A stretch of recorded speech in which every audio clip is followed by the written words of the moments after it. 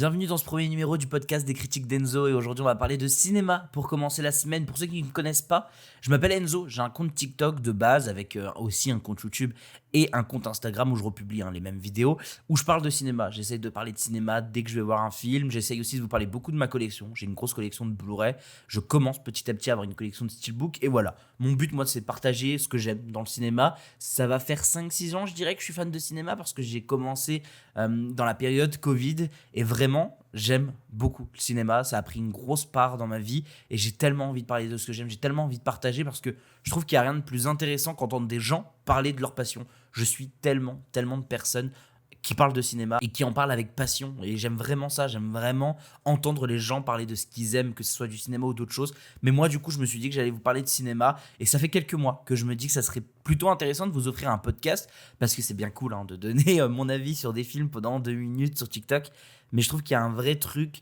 de spontanéité qu'il n'y a pas dans les TikTok de 2 minutes où c'est ultra cut, où je dois donner mon avis très condensé alors qu'en fait il y a plein de choses à dire sur plein de films. Aujourd'hui j'ai 4 films à vous parler. On va parler de quels films que j'ai vus, des films qui sont sortis il y a quelques semaines, des films qui vont sortir dans quelques semaines, des films qui sont sortis cette semaine. Vraiment le but c'est de vous parler de tout ce que je vois et aussi vous parler des sorties de la semaine parce que c'est toujours bien de savoir qu'est-ce qui va sortir et qu'est-ce que je vous conseille d'aller voir, qu'est-ce que j'ai envie d'aller voir. On va parler de tout ça ensemble de toute façon. Et pour ceux qui ne savent pas, en plus de ça, ce podcast est écoutable sur toutes les plateformes. Vous m'écoutez peut-être sur YouTube, mais il est aussi disponible sur Spotify, sur Deezer. J'ai vraiment fait le nécessaire pour que ça soit disponible sur toutes les plateformes pour que vous puissiez écouter le podcast dans toutes les bonnes conditions. Donc comme je vous ai dit, aujourd'hui on va parler de 4 films que j'ai pu découvrir cette semaine. Alors j'ai un peu triché, il y a un film que j'ai découvert dimanche dernier que j'ai quand même compté dans cette sélection et pareil je vais découvrir un film juste après parce que là j'enregistre le dimanche, je vais découvrir un film juste après dont je vous parlerai la semaine prochaine, Le Rêve américain, que je vais découvrir en avant-première. Mais de toute façon, ma petite critique est déjà disponible sur TikTok, sur YouTube et sur Instagram. Et donc, autant commencer directement avec le premier film dont je vais vous parler aujourd'hui. C'est un film que j'ai découvert dimanche dernier. C'est Hamnet de Chloé Zhao. Est-ce vrai que tu sais tout d'une personne en la touchant ici? Pas tout. Il y a en lui plus de choses que chez n'importe quel homme que j'ai rencontré. Qui cherchez-vous? William Shakespeare. Bon, c'est déjà un film que j'attendais énormément. Hamnet de Chloé Zhao, moi ça fait des mois et des mois que je l'attends. C'est un film qui est sorti aux US depuis des semaines, comme Marty Suprême malheureusement. Et donc il fallait qu'on l'attende. Et je l'ai attendu très longtemps au point où mon cinéma l'ont pas diffusé. Et j'ai fait quelque chose qu'il faut pas, j'ai regardé le film en dehors du cinéma, je l'ai regardé chez moi. Et c'est peut-être le plus gros défaut que je vais avoir sur Hamnet, c'est qu'au cinéma, je sais que le film m'aurait transcendé, mais malheureusement, j'avais pas de projection autour de chez moi. J'avais vraiment envie de voir le film parce que ça fait vraiment des semaines et des semaines que je veux le voir. Donc bon, je me suis dit que c'était quand même l'occasion de le voir. Et c'était super, c'était vraiment génial. Pour expliquer un peu le film, c'est l'histoire de la vie de Shakespeare et sa femme. Ils ont des enfants, dont des jumeaux, avec un qui s'appelle Hamnet. Et en fait, il se passe un drame dans ce film. Il se passe en tout cas un drame dans la vie de Shakespeare et de cette femme-là, qui fait qu'ensuite, Shakespeare va créer Hamlet, qui va... comment on peut dire ça, qui va parler de Hamnet, donc de son fils, via une pièce de théâtre qu'il va mettre en scène. Et c'est absolument génial parce qu'on a Jessie Buckley dans ce film qui est extraordinaire. Pour moi, c'est vraiment elle qui porte le film. Alors, Paul Mescal est très bon dans le film de Chloé Zhao, mais je trouve que Jessie Buckley est vraiment surprenante. Alors j'ai déjà vu passer sur Twitter des images de elle qui crie et qui sont en mode c'est ça pour vous l'acting. C'est plus que ça en fait. Jessie Buckley, tout le long du film, elle est hyper intéressante dans son jeu, dans sa façon de réagir, dans sa façon d'interagir avec tout le monde aussi, parce que elle match avec tout le monde. Elle match avec les enfants qui jouent incroyablement bien. C'est assez fou d'avoir une direction d'acteur aussi précise sur des enfants quoi. Chloé Zhao elle a fait un travail de fou avec ces enfants là parce qu'il y a 3 enfants dans le film, les 3 jouent extrêmement bien, vraiment à aucun moment je me dis ah non là ça va pas, les 3 jouent extrêmement bien et j'y crois. Ça me fait penser j'ai vu des critiques des enfants de la résistance, à ce qui paraît c'est le gros point faible des enfants de la résistance, parce que oui c'est compliqué de caster des enfants ou en tout cas de diriger des enfants, et là Chloé Zhao ce qu'elle fait avec Hamnet et avec ces enfants là c'est hyper intéressant. Vraiment, elle est trop forte. Elle est vraiment trop forte, Chloé Zhao, quoi. Et elle fait ça avec les enfants, mais elle fait aussi ça avec Buckley, avec Paul Mescal. Je pense que Paul Mescal, c'est un des meilleurs films que j'ai vu de sa part, sachant que j'ai pas vu grand chose et que je suis pas un gros fan de son film qui a le plus marché. J'ai plus le nom. De Aftersun, c'est Aftersun que je cherchais. Je suis pas le plus grand fan de Aftersun. Gladiator 2, je le trouve pas non plus exceptionnel. Mais voilà, pour moi, c'est une des meilleures performances que j'ai vues de Paul Mescal. J'ai toujours pas vu Sans jamais nous connaître, qui à ce qui paraît est aussi très très bien. Pour le coup, Jessie Buckley, moi je la connaissais pas du tout. J'ai dû la voir dans 2-3 films comme ça, mais sans vraiment m'attarder sur qui elle était. Et je la trouve vraiment géniale. Dans Hamnet, je la trouve incroyable. Il y a les Oscars qui arrivent bientôt, on en reparlera dans ce podcast. Pareil pour les Césars, on va faire des pronostics ici, ça va être plutôt intéressant. Mais je suis vraiment surpris de voir à quel point Jessie Buckley transmet des émotions, et pas que en criant. Je reviens sur ce que j'ai vu sur Twitter, mais vraiment ça m'a énervé parce que je me dis, les gens n'ont pas vu le film, quoi. Les gens sont en train de critiquer quelque chose qu'ils n'ont sûrement pas vu. Oui, elle a une scène où elle crie, où elle est dévastée, qui est extrêmement fort et qui fonctionne très très bien, mais on est bien d'accord que ce n'est pas ça, être une bonne actrice. Mais là, pour le coup, Jessie Buckley, tout le long, c'est assez fou. Et pour moi, sa meilleure performance, c'est sur la fin. Mon but, c'est pas de vous spoil, mais sur la fin, où on va avoir une pièce de théâtre, Jessie Buckley joue très peu dans cette scène-là. On la voit entrecoupée de la pièce de théâtre qui se passe en parallèle. Mais Jessie Buckley a un jeu hyper simple, hyper doux, vraiment hyper simple, quoi. Et ça marche. Ça marche, quoi. Elle est hyper touchante. Il y a surtout un geste qui va être fait dans cette scène-là. Waouh, c'est peut-être le truc qui m'a le plus touché du film, quoi. Alors qu'on parle d'un film où effectivement il y a des énormes drames qui se passent à plusieurs intervalles et qui fonctionnent très bien. Moi, l'autre chose que j'ai à dire aussi sur ce film-là, c'est que moi, du coup, je me suis renseigné. Quand c'est des histoires comme ça qui touchent un peu au réel, pareil pour Marty Suprême, j'essaye de me renseigner sur la réalité de ce qui s'est passé derrière. Et ce qui est hyper intéressant avec Hamnet, c'est qu'en fait, on ne sait pas ce qui s'est passé dans la vraie vie. On sait que y a eu un problème avec Hamlet, avec Hamnet, le fils de Shakespeare, et que du coup, on a retrouvé des similitudes de l'histoire qui s'est passée dans Hamlet, mais qu'on n'est même pas sûr que ça soit lié. Et Chloé Zhao, elle se base sur un roman qui a été écrit, je crois, en 2020, qui, du coup, interprète ce qui aurait pu se passer dans la vie de Shakespeare, pourquoi il a été fait, pourquoi il a fait ça et ça. Donc, c'est même pas une histoire biographique sur la vie de Shakespeare et de sa femme. C'est vraiment une théorie, on va dire ça comme ça, une théorie sur Hamlet, et je trouve ça hyper intéressant de comment c'est raconté. Alors là, c'est un travail de scénario et du coup, un travail du roman de base qui est hyper intéressant, mais c'est vraiment de voir comment on va adapter une histoire, comment on va utiliser du réel, et c'est marrant parce qu'on en reparlera dans Marty Suprême, mais c'est un peu la même chose, comment on va s'adapter par rapport à du réel pour théoriser, pour essayer de comprendre comment ça a pu se passer. Et la façon dont c'est fait dans Hamnet, de la façon dont on va vraiment travailler ce côté un peu mystique à certains moments, c'est parfait. C'est vraiment parfait. Et pour moi, c'est le gros point fort de Hamnet, c'est qu'il y a vraiment cette scène-là, moi, qui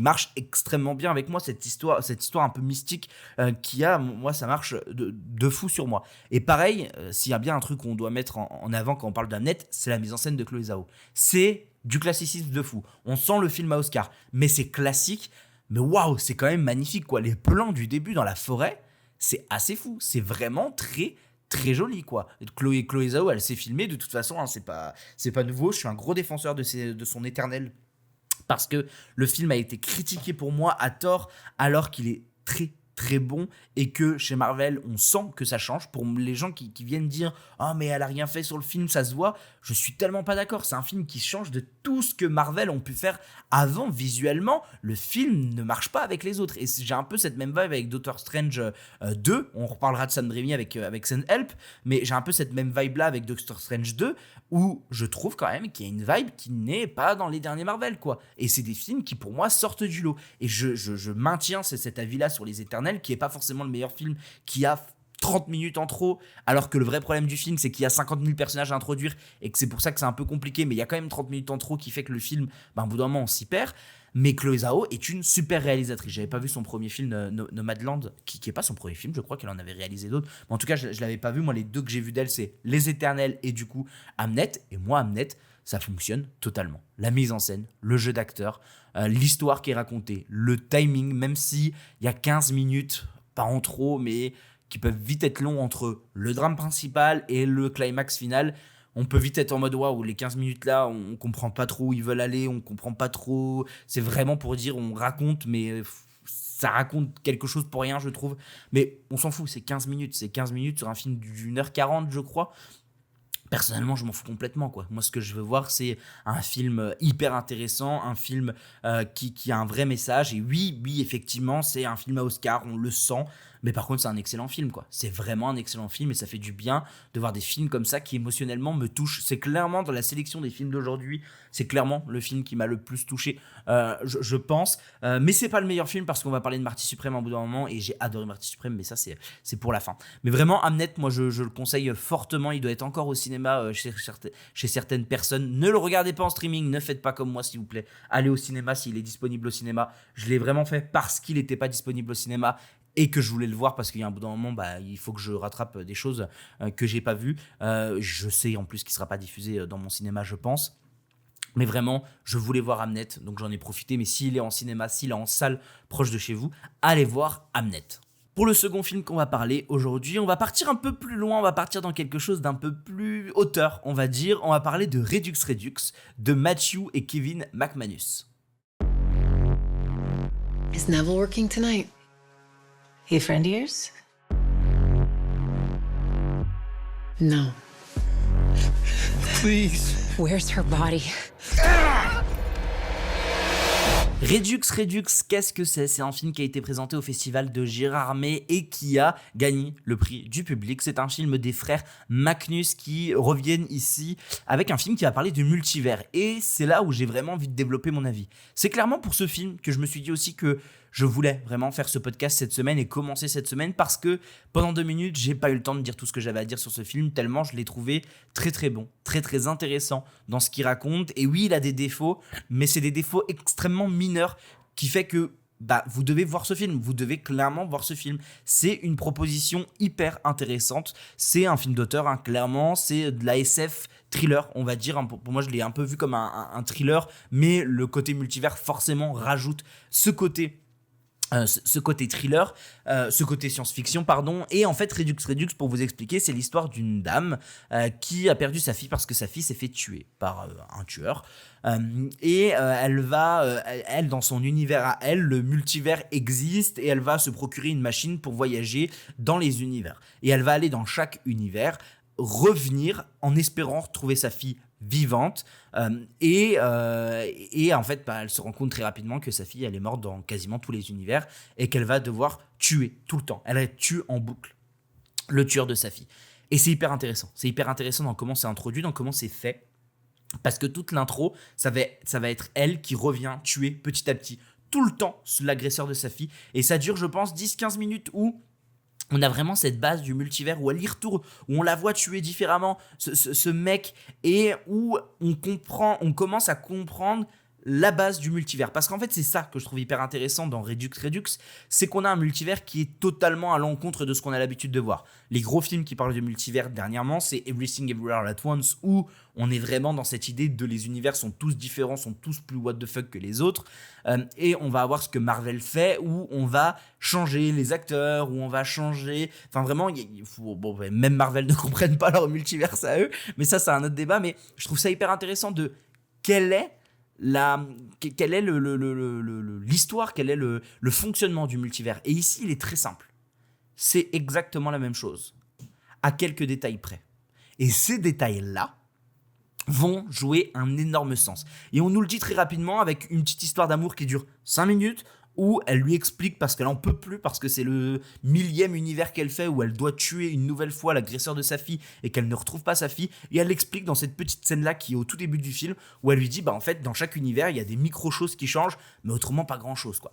Et petit à petit, on va arriver surtout dans un univers où elle va sauver une personne. Elle va sauver Mia, qui était une des prochaines victimes de ce mec, parce que c'est clairement un tueur en série.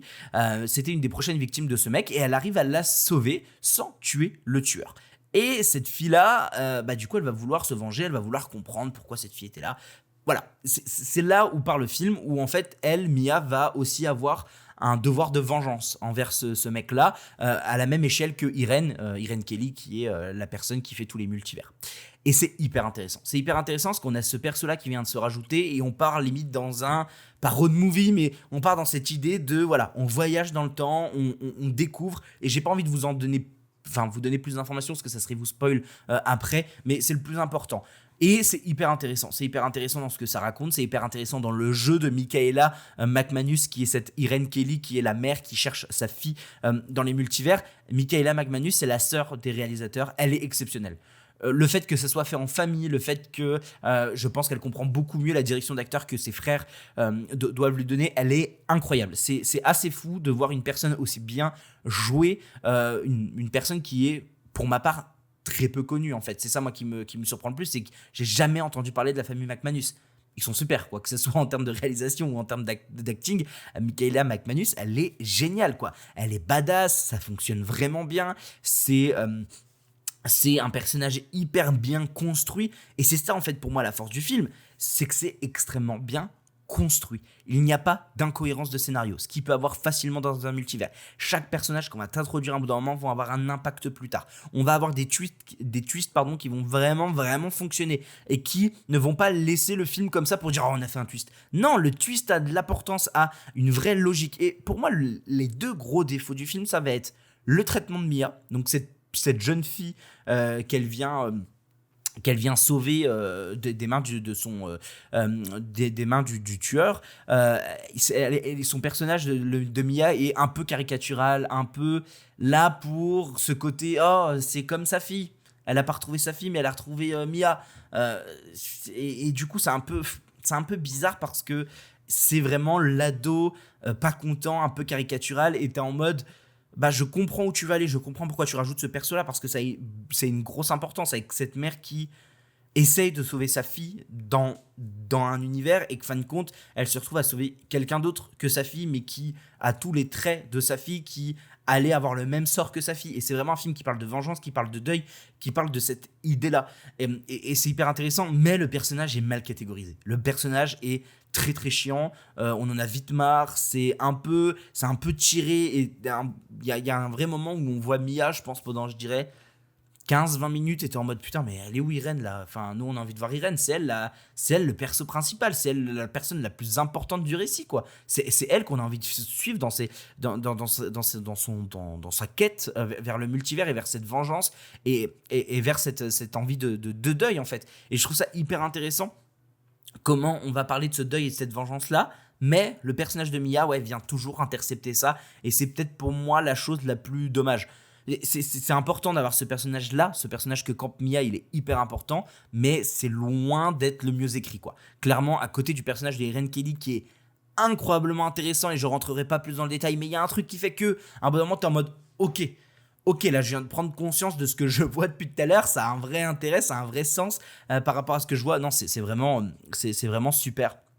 Et vraiment, moi, le travail de message qui est fait, le travail d'écriture qui est fait autour de la vengeance et autour du deuil, je le trouve vraiment hyper intéressant, parce que c'est pas un film qui prône la vengeance. C'est vraiment pas un film qui prône la vengeance. C'est un film qui prône une mère, qui prône l'histoire d'une mère qui veut faire son deuil et qui trouve toutes les solutions pour faire son deuil, et la vengeance est clairement pas la solution, parce qu'au contraire ça la rend encore plus mal de retourner dans chaque univers et de tuer le putain de tueur de sa fille. Elle veut juste faire son deuil, et elle fera son deuil comme le film l'indiquera. Ça je vais vous inviter à le voir, surtout qu'il sort je crois le 1er mars sur Filmo, donc je vous invite à le découvrir le 1er mars quand il sortira, mais non, c'est vraiment génial. Et moi je suis juste un peu déçu de la fin, où on a un climax qui est pas extraordinaire par rapport à tout ce qu'on a vu. J'aurais peut-être aimé avoir un climax un peu plus intéressant, et je ne comprends pas la dernière scène finale.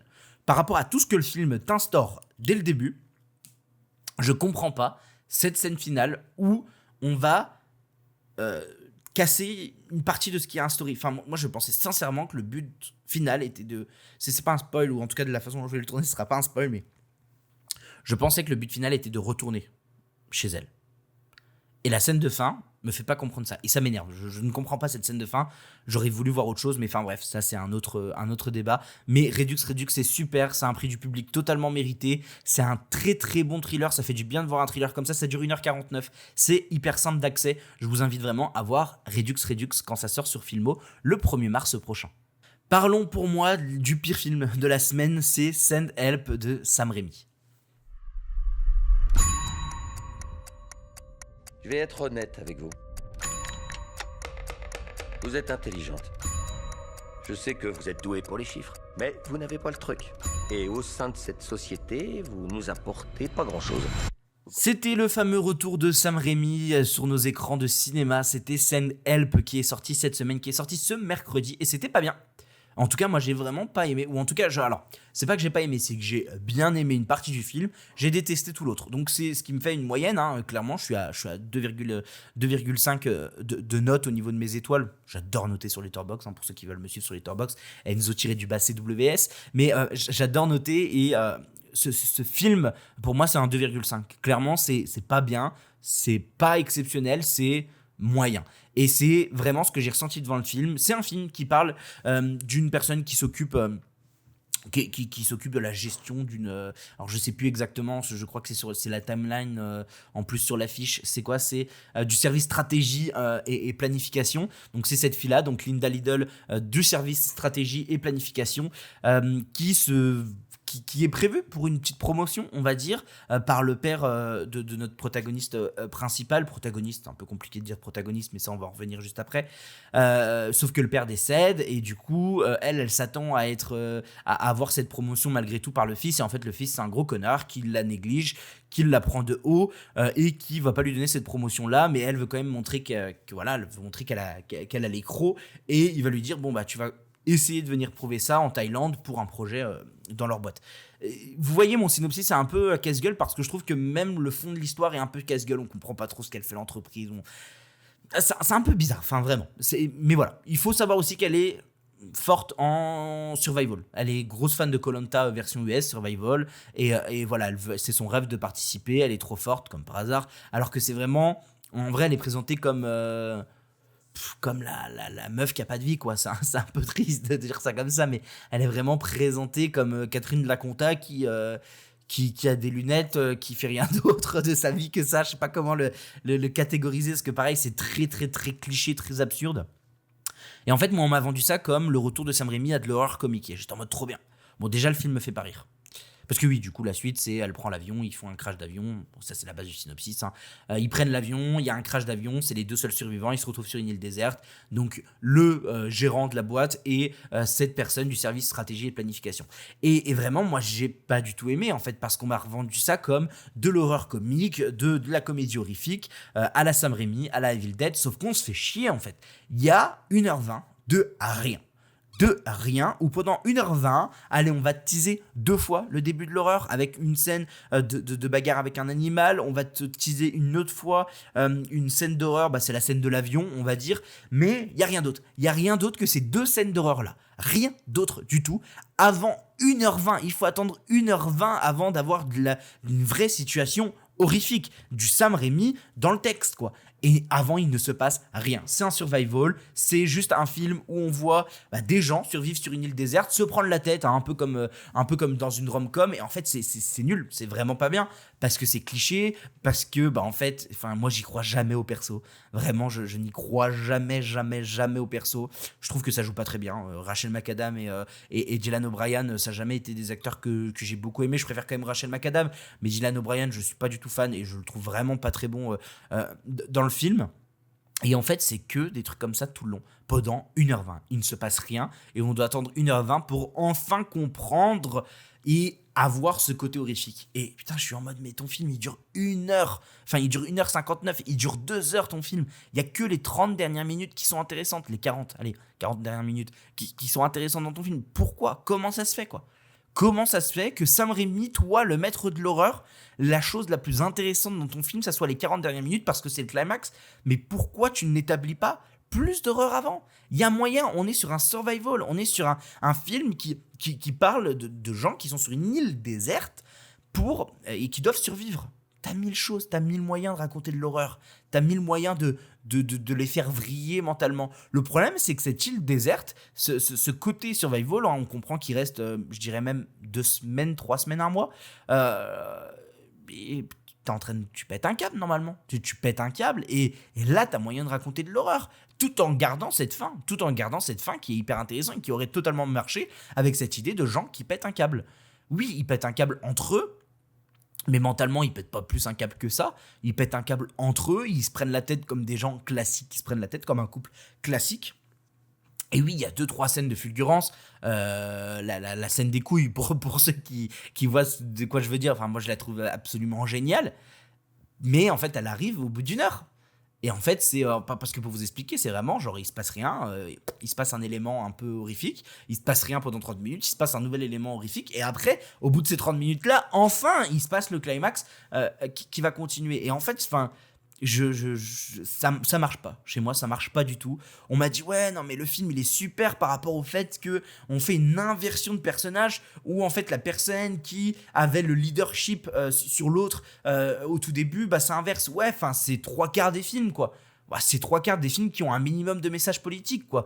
Merci Sam Raimi de faire un film à un minimum politique, quoi. Mais c'est tout le but d'un film qui veut dénoncer des choses. Merci, quoi. Mais c'est pas exceptionnel.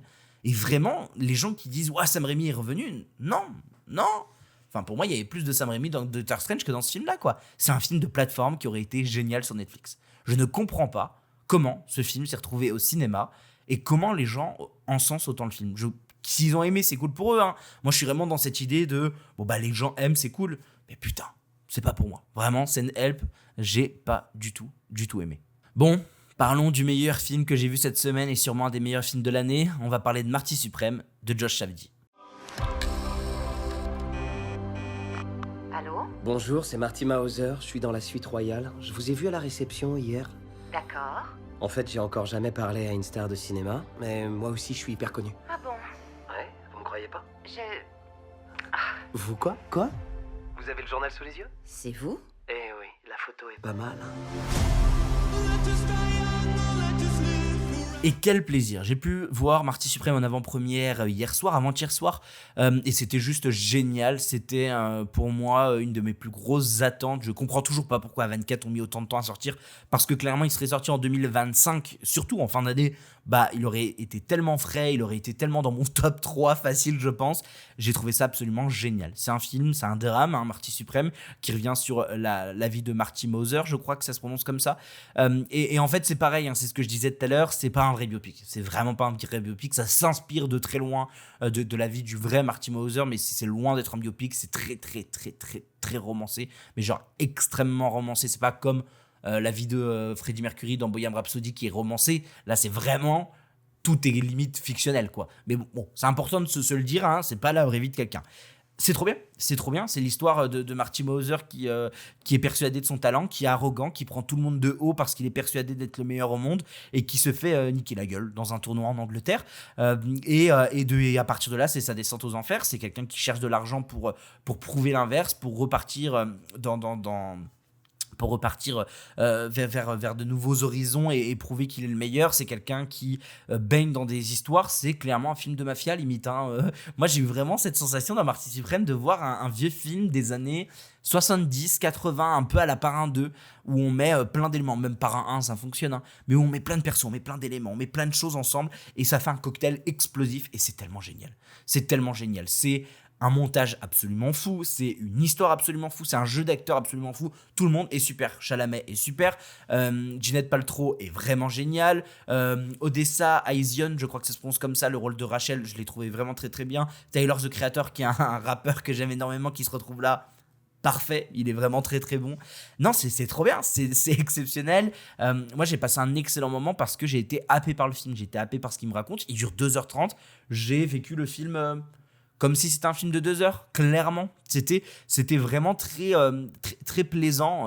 Pour moi, le seul petit hic que je vais avoir sur Marty Suprême, c'est émotionnellement, je suis pas dedans. Émotionnellement, ça me manque de quelque chose qui fait que je suis pas à 100% dedans. Je suis quand même à 75%, hein, mais je suis pas à 100% dedans. Et du coup, la fin, moi, me touche énormément. Mais tout le reste, enfin, il y a jamais un moment où je suis en mode waouh, là je vais pleurer, là c'est triste. Alors qu'il y a des scènes, hein, qui sont vouées à avoir un petit impact émotionnellement, mais non, il y a que la fin qui me touche vraiment. Maintenant, ça reste vraiment quelque chose de super. Le travail de réalisateur de Josh Safdie est super. Alors c'est un peu compliqué, Josh Safdie actuellement, hein, il est dans des sacrées histoires, c'est un peu touchy.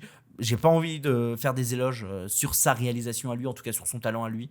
Ce que je vais surtout mettre en avant, c'est la réalisation du film qui est très bonne, le montage qui est vraiment la meilleure chose du film, clairement. Enfin, le montage et Timothée Chalamet, quoi. Waouh, et Timothée Chalamet, Monsieur Chalamet, c'est quoi de ce rôle? J'ai l'impression d'avoir vu DiCaprio dans Titanic.